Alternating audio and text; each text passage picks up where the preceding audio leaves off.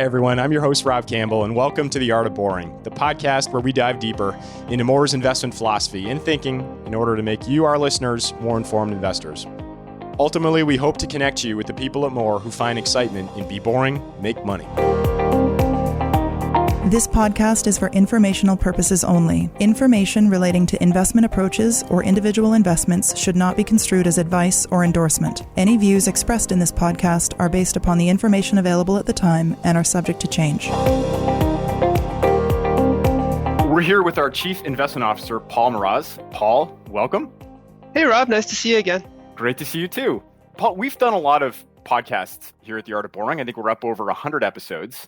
And they're all a little bit different. Some are focused on our portfolios. Some are on big picture themes that are impacting markets, while some others dive into some very specific niches, just like the one that we recently did with Justin on the DevOps trend in IT departments. But in this one, Paul, we're stepping back because I know that you've been recently focused on something that's much more elemental, which is how to make decisions. And before we get in, and just to ensure that our listeners actually have something useful to take away from this, I suppose there's an implicit qualifier here that should be added.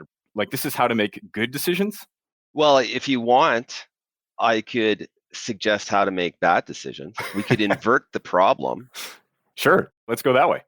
Oh, okay. Well, if you wanted to make, everyone thought that we're going to talk about how to make good decisions. Let's say you wanted to make bad decisions. What would you have to do? I think you'd have to treat the world as an objective reality, that the information you received was complete and perfect. It's just black and white. You don't really need much diversity of opinion or perspective or thought.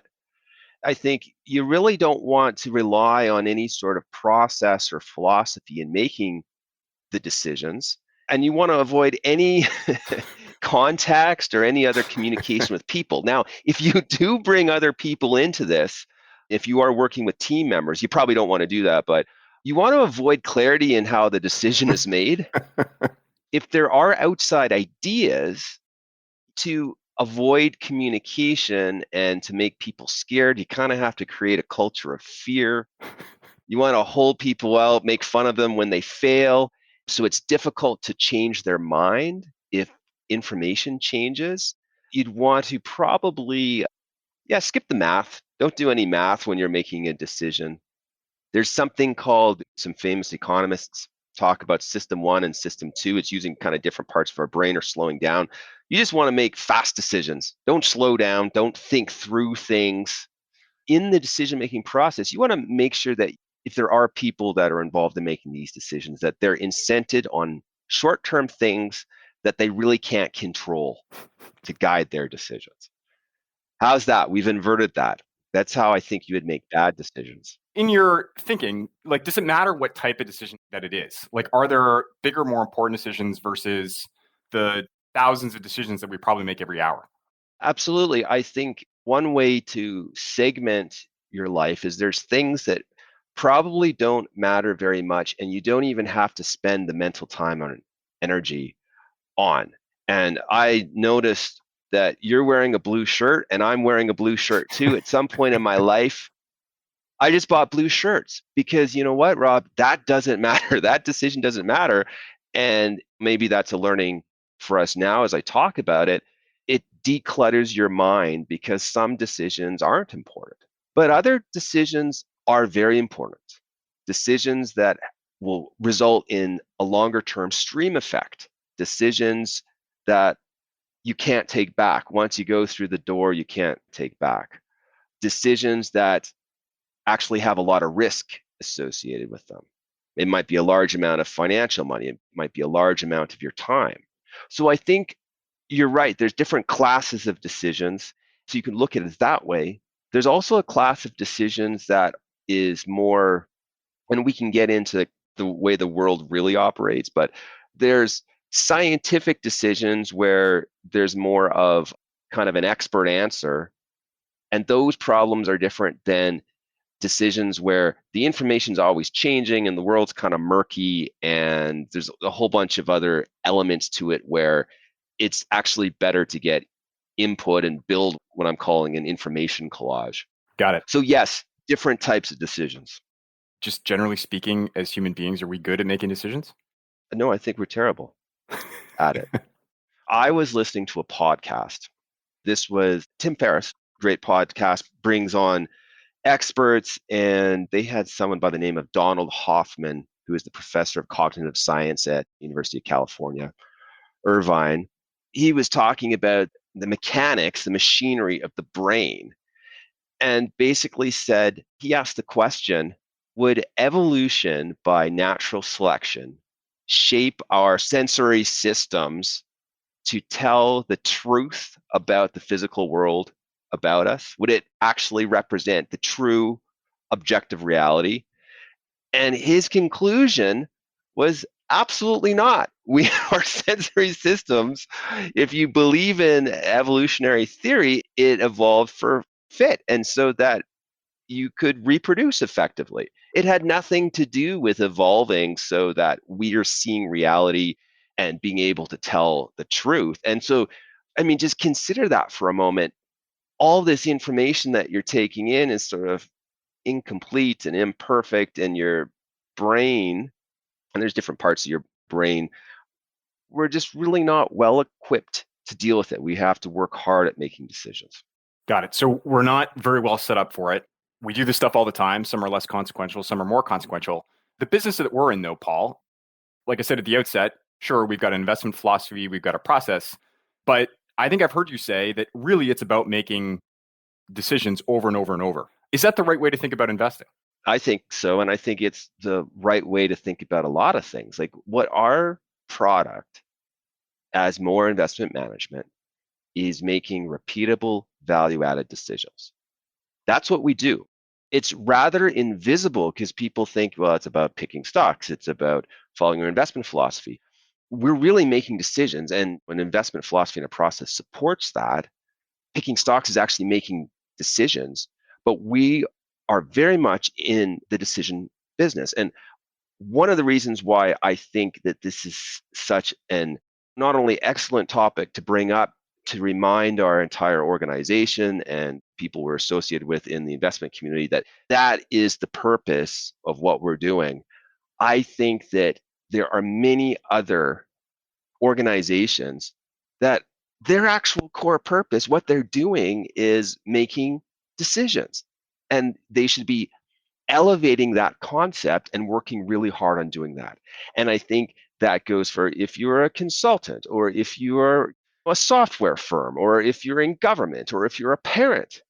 So much of what you're doing is actually making decisions. That's a big drive for why we wanted to share some of these ideas, not only for our own organization, but for other organizations and roles, elevating this invisible product.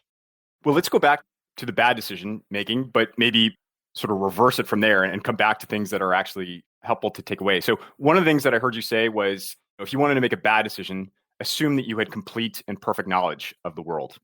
So flipping that, the fragility of knowledge. Can you just maybe start there with the context that we're operating in with respect to decision making, and offer some thoughts on what we can do to tackle that or handle that? There's lots of problems with the world.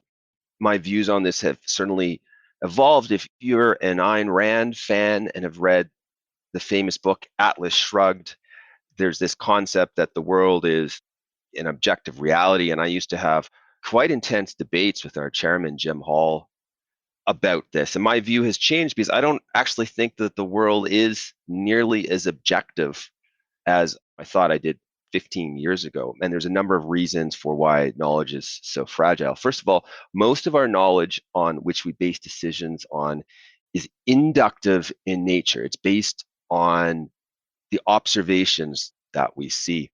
And a very famous Scottish philosopher, David Hume, had pointed out this problem of induction, where just because you see something or hear something or experience something many times over, it actually doesn't prove that that's true. It's the problem of induction. And I think the example, and this might have been Nassim Taleb that talks about this, is the turkey problem, where you're a turkey getting fed every day. Life is great. Your bin is always full of grain. And then comes Thanksgiving. That's an example of the problem of induction. It doesn't prove that in that case that your life is great. So that's just an element of our reality in making decisions. And you can apply that to lots of items in financial markets. Imagine you've invested in some asset class. I'm not going to pick on any of the asset classes, but if the price goes up day after day, you might be basing your decisions on this fragile information. So that's one problem. You mentioned perfect and complete information. A very famous investor, George Soros, wrote a book a long time ago called The Alchemy of Finance, which he talks about information really being imperfect and not complete. For me, the way that I take those comments is that you don't know everything. You can't have all the information. Your knowledge of the world is not complete, and your interpretation of it, going back to our brain and the machinery and just how we take that information in, that's not going to be perfect either. That is really a problem when we're honest about our own capabilities of what we can know and how that serves as the foundation of knowledge. He makes another really good point in that most of the decisions we make in, call it sort of the social sciences versus hard sciences, these decisions are such that if you're involved, the participant involved in those decisions can actually impact the result. It's not like a science experiment, a chemistry experiment in high school. There's this real murky interplay between your own actions as the decision maker and what actually happens. And that's a really weird world when you start to think about it. Imagine that you're worried that there's going to be a run on the bank. So you make the decision to stand up in line at the ATM machine. And someone else notices that you're standing up, you're getting in line to pull out money, so they do that too. All of a sudden, you have created a run on the bank. There's lots of problems in economics and I'll call it social sciences, how humans are just organizing themselves, where that concept of that interplay is really important, and it makes decision making really difficult because the facts are changing. The world is not an objective reality. It's fluid and it's evolving. And so my takeaway from the type of world that we actually live in is, well, we don't have very much knowledge and it's sort of this slippery thing. So we have to implement processes and systems so that just recognizing we have a bad brain for doing this, one. And the second piece is, well, when the information changes, because knowledge is slippery, well, how can we adjust or how can we set ourselves up with our original decisions so that we can make subsequent decisions and end up being in a good place? Interesting. Okay, so the world is slippery, to use your language. Useful to have some process around that. I remember the last time I think you were on the podcast, Paul, we talked a little bit about checklists and the value of them and how they can be helpful. Is the goal there, and I don't know if this is the right way of thinking about it, but is the goal with a checklist or some sort of process to help you through a decision, is the goal there to make a good decision or is the goal to avoid a bad one or avoid an error?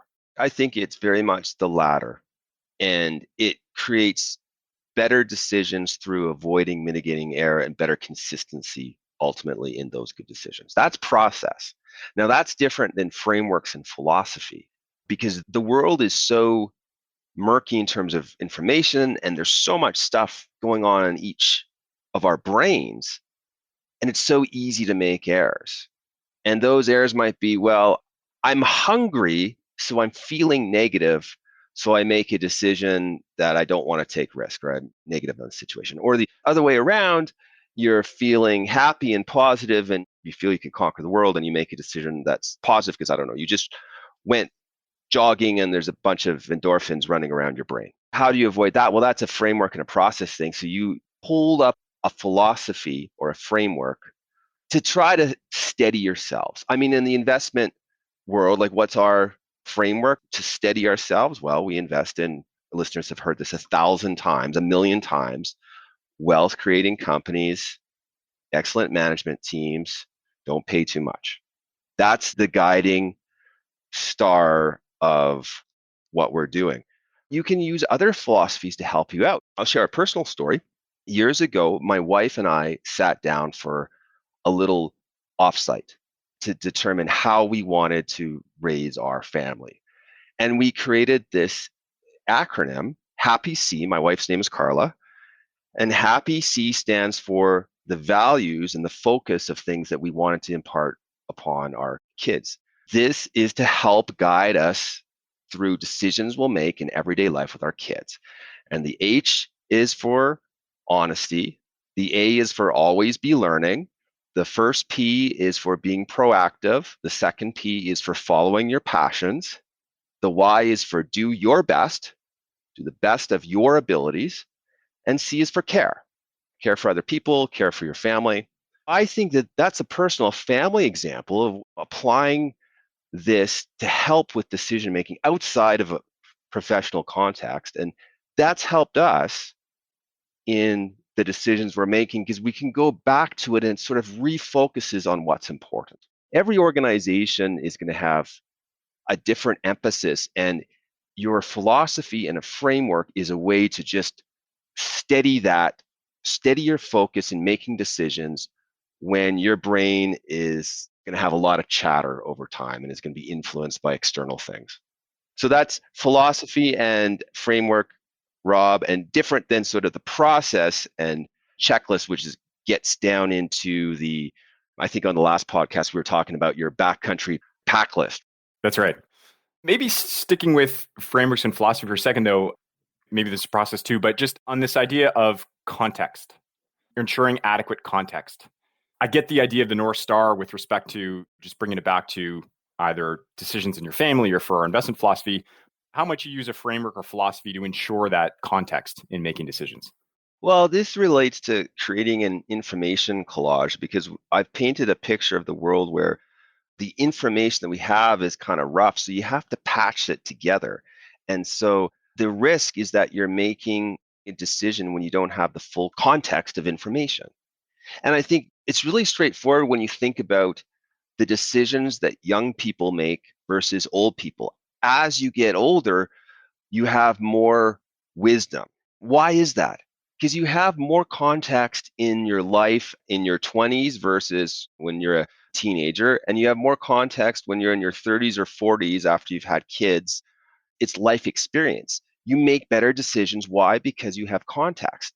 So I believe that the first thing that you need to do when you're making any important decision is you have to invest some time in getting that information and context. Now, for the investment business, that might mean not looking at a particular stock in isolation. You compare it to context historically. You compare it to context across its own industry. You compare it in context across the broader stock market. And probably not just one factor. Maybe it's not just the safety of the investment. It's what's the dividend yield like? What's the valuation like? You're looking at different metrics. You can make better decisions because then there is more information or evidence to determine what's goodish and what's baddish. Without that, you risk making a decision that's inappropriate, partly because you haven't gone that context and it might be just something in your head. And I often see this where someone is making a decision and they just haven't generated enough context. And then the other element of that is they haven't generated enough options to compare. It's so powerful to get that context, to develop options. Later, maybe we can share a model that we use at work that helps us through that. That's a really simple model. It's called the GROW model. But that alone is, I think, a major contributor to better decisions by gaining context and generating options. Another thing that we've repeated at length, I think, on this podcast historically is, and you mentioned it earlier, just to help you get that context or to make sure that you've got appropriate context. Sure, maybe it's better with age and more experience, but you can benefit from other people on your team. Yeah, you have to have people that think differently, and that's diversity of cognitive thought. And I tell you, my wife and I, we think differently. In raising our kids, we have different ideas. And we'll both reflect on this. Sometimes in the moment, there's two things here. Diversity of cognitive thought is good, but also it's not just like you can have diversity and that's enough. Like you have to work through it from a communication perspective. You have to build trust and have the lexicon to be able to communicate and have a culture to be open to different ideas. Both, I talk about the sender has to be willing to communicate and have the candor. The receiver of the information has to have the trust and be open enough to receive the information and provide that feedback. So Carl and I make, I think, overall better decisions together, but it requires work. There's a greater process around it. So context, cognitive diversity, structures for communication. The 3 C's. Yeah, I don't know if you want to bring this one back to the investment team, or maybe we stick with your parenting example, but the actual decision right. Clarity. Okay, that's the 4th C maybe. Context, cognitive diversity, communication, and clarity. So this is so fascinating how many times you have a conversation and in making a decision, you don't know whose decision right it actually is. Are we actually making a decision in this meeting, Rob? Are you making a decision on what to talk about this podcast, or is that my decision? Yeah. It is wildly helpful if you were to start every conversation, doesn't matter what organization, what meeting, just with a couple simple clarifications.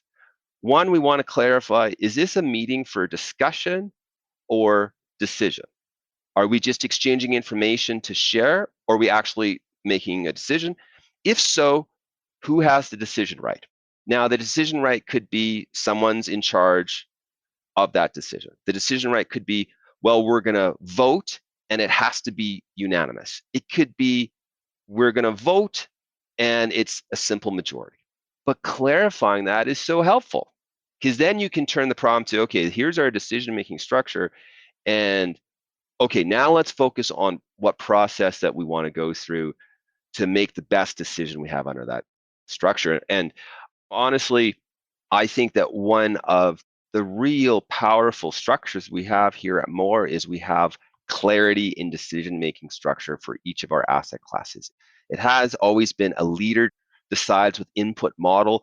Everyone knows that, and that allows for the ability to make nimble decisions if required, clarity in terms of who's making the decision, accountability for it, and also that understanding of being able to provide input and create good conversations and constructive debate to facilitate that decision.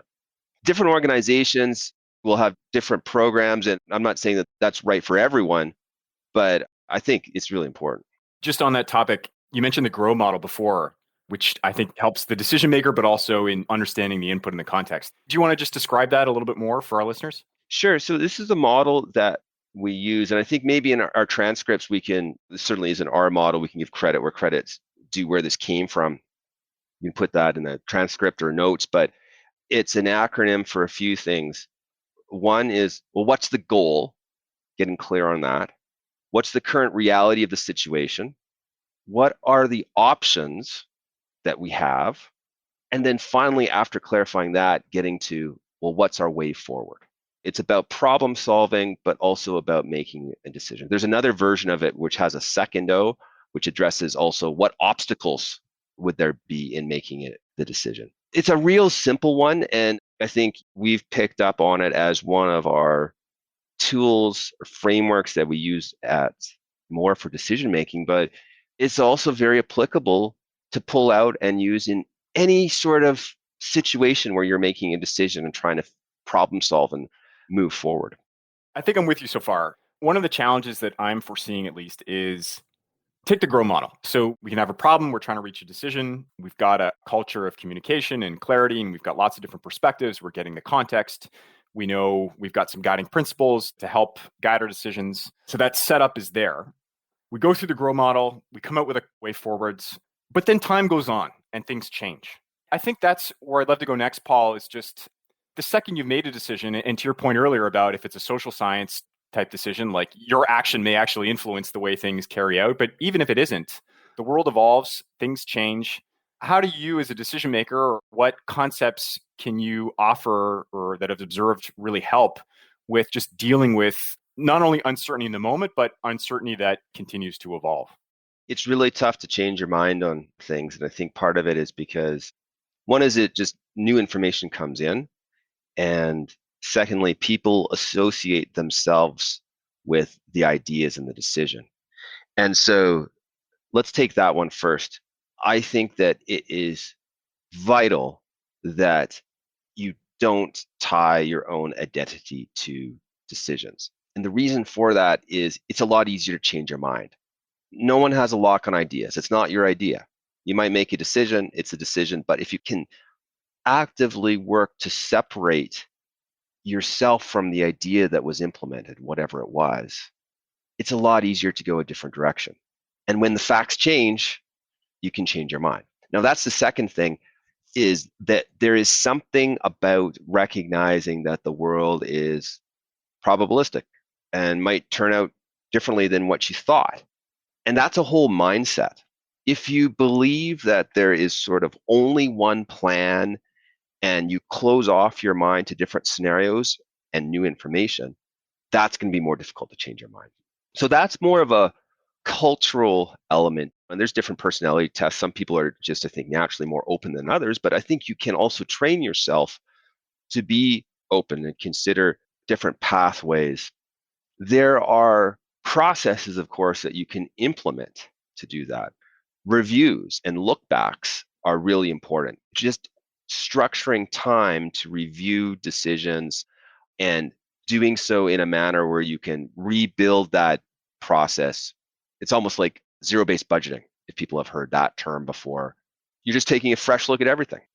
I think there's also, the tough thing about it is people, because people are messy, people are emotional, people get locked into ideas. And so any decision that relates change that people becomes difficult. So I think the best way to think about that is you can use, I'm calling them some magic tricks. But when you make decisions with people, structure things so that things don't go on indefinitely. Sunset different decisions, sunset roles, try things for a period of time, and then create that natural break so that you can make a different decision. So that's one. The other thing is, as the world changes, options have a huge amount of value. Give yourself the option to change your mind, but when you're making decisions, try to think about options that could make it better if the situation changed. I'll just give you an example. I used it last night. A few of my friends are planning this bike trip down in Arizona. And we do this once a year and drive a mountain bike 100 miles or so over the course of 3 days. And we're trying to choose which route. And my comment was, we're collecting feedback for who likes route A versus B and C. But my comment is, well, is there any route that gives us more optionality in case something breaks down? That there's a convenience store along the way, if in case we run out of food and get hungry, or because we're bike packing, we're carrying our gear, maybe there's a hotel along the way in case after there's a long day and we're completely wiped, and that creates optionality. There are options in real life, in business. Create options to help you with change management. That would be a big one for people to think about. Can I bring you back to investing just on this concept of options, and not to talk about options specifically, but I guess what came to mind for me was like liquidity. All else equal, you'd prefer the stock that's more liquid so that if you do decide to change your mind or have a change of heart, if there's new information, you can actually execute on that. It strikes me that a lot of decisions that might get made either by investment managers or allocators of capital, people who run companies, once the decision is made, whether it's to build a new plant or to invest in a new project, at a certain point, it might be really difficult to change your mind that way. In those instances where it isn't as easy to shift based on new information, are there other things that can help there with those types of decisions? There's some things that just you have to recognize when it's a bigger decision. I think this is Jeff Bezos's comment, but not all decisions are two-way doors. Once you walk through that door, that's it. So even recognizing that that's the nature of the decision, Rob, I think it means that you can allocate a greater amount of thought and process to it. There's still things that you can do, even if it's a big decision, to create optionality.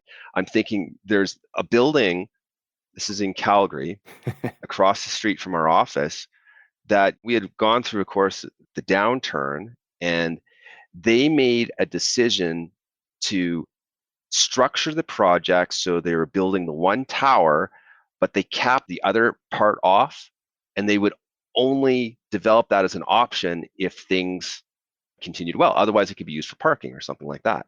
That was an active choice. Even though it was a big decision, it was a big deal. Another one is just being prepared, like mentally prepared to change your mind. So for us in the investing world, that means doing research and having your inventory list ready. If you don't have a place to land in making a decision, it can be a lot more difficult. You got nothing to shift to. Got it. Any other magic tricks you think that we should know about? Redundancy.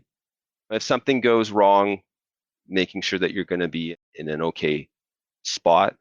I think the frequency of decisions actually is really important, because this does take work. If you take this approach to life, it does take work. So if we are making a decision on what we're going to wear in the morning, our blue shirts, you actually want to manage your time, your brain, to focus on the things that are important. So that means there's going to be some things that you might want to do easily. You get yourself into routines. Maybe you got up this morning at 6 o'clock in the morning and exercised, and you created that routine, which actually supplemented, rather than making a decision all the time, you just turn into a routine. It's a series of good decisions. I think it's Richard Thaler who has the concept of nudge. That was his book. But this was a concept about, you can put yourself in a spot where in making a decision, you typically make better decisions because of the environment around you. I'm not sure what you have around in your household, Rob, to snack on, but if whoever buys the food in your household put out fruits and vegetables just on the counter, versus if there was Chicago deep dish pizza on the counter every day, that would be nudging you one way or the other towards a healthier choice or a less healthy choice. There's lots of elements to this, and there's as many permeations, combinations. It can be used at any different organization or family unit. I'm curious for your thoughts on, I guess, two things. One, I had heard you in a meeting, this probably goes back a couple months, just with respect of an investor who starts maybe out of university at more as an analyst, and as their career progresses, just the way they spend their time and how their evolution as a decision maker kind of evolves. I don't know if you remember what I'm talking about. It struck me as kind of a good framework for where people start to become aware of just this idea of decision making, the way you're describing it. And maybe to ask the question differently, is this something that you thought about when you were an analyst right out of the gate? Or this idea of thinking about good decisions, is that something that's been more of a focus of yours as you've evolved as an investor and gotten more gray hairs? Absolutely. There's a learning curve there for me. I think the story that you're referring to, as I suggested, as an analyst, in the beginning of your career, you are more focused on self and on things that are concrete. And so the specific example is on self. Well, you're an analyst, you're building a model in Microsoft Excel on a stock. That Microsoft, even though it's an abstract idea, it feels concrete. It feels like you're getting to that objective truth. You're focused on self because you're going to beat the market, and it's about what you can do in modeling. Then as you shift, I think you start to focus less about things that you can control, less about self, less about things that are concrete. So I think the next stage is management teams, where, wait a minute, there's more emphasis. I'm not saying that there wasn't emphasis before, but more emphasis is placed on how other people can influence events and the decisions that they're making. And the value that's added is a little less concrete. It's not in a model. It's more of an intangible. Then I think in time, you start to realize that there's a whole bunch of factors in these decisions, and you just get more perspective, stepping back and realizing, well, you're part of a larger system, and it depends what long-term interest rates do, and it depends what government incentives do. There's all sorts of other factors at play in making that decision. When thinking about decision making right now, I've heard a lot of people, whether it's clients or other investors, just describing the current investment climate as very fast moving. A lot of themes evolving very rapidly, feeling like the world is a bit on fast forward at the moment. Or whether it's maybe the current climate with respect to this shift from working from home to coming back into the office and being somewhere in between. What do you think are the most important lessons as you've kind of studied decision-making for the current moment? I actually think that the world moves very slowly and markets move very slowly. And that might surprise people, but there's a lot of themes that take a long time to play out. And you have to have the right mindset and cadence to appreciate that. So that's the first one. The other one that we haven't talked much about in decision making, but applies to this sort of environment is you have to differentiate outcome from process. And this gets us into measuring decisions, which is so difficult because you could end up in a particular scenario and the outcome was different than what you hoped for, but your process was fine, or vice versa. And so I would think that this environment we're going through is really tricky for people because it's going to throw you off process. You're going to be focused more on outcome. And I tell you what, Rob, the only reason our investment philosophy works over long periods of time is because sometimes it doesn't work over short periods of time. But that's what I would be looking at, taking a real hard look at process versus outcome and thinking hard about those two elements over a longer period of time. This gets us into measurement, which is really tough in the stock market. It is easier in other aspects of life. Maybe this is the question that I want to leave with people is if you can think about the world as making good decisions and putting an adequate process into place, I think your life's going to be better. For organizations to take it to the next level, I think you have to think about, well, how you actually measure those decisions. We have lots of measurement here at Moore, and I still think that we can take it to the next level because we're measuring outcome most of the time. We're monitoring process, but there's still more work to be done on getting to the nuts and bolts of the actual decision and measuring that. Fascinating. Well, Paul, thanks for those thoughts. I suspect I'll have to listen to this one a few times to really dig in all the valuable lessons and things that you've been studying that you've shared. Really appreciate you coming on and sharing that experience and wisdom with us. Hope you thought it was a decent decision to join us today on the podcast. Absolutely. Thanks. Hi, everyone. Rob here again. To subscribe to the Art of Boring podcast, go to more.com. That's mawer.com/podcast or wherever you download your podcasts. If you enjoyed this episode, please leave a review on iTunes, which will help more people discover the Be Boring, Make Money philosophy. Thanks for listening.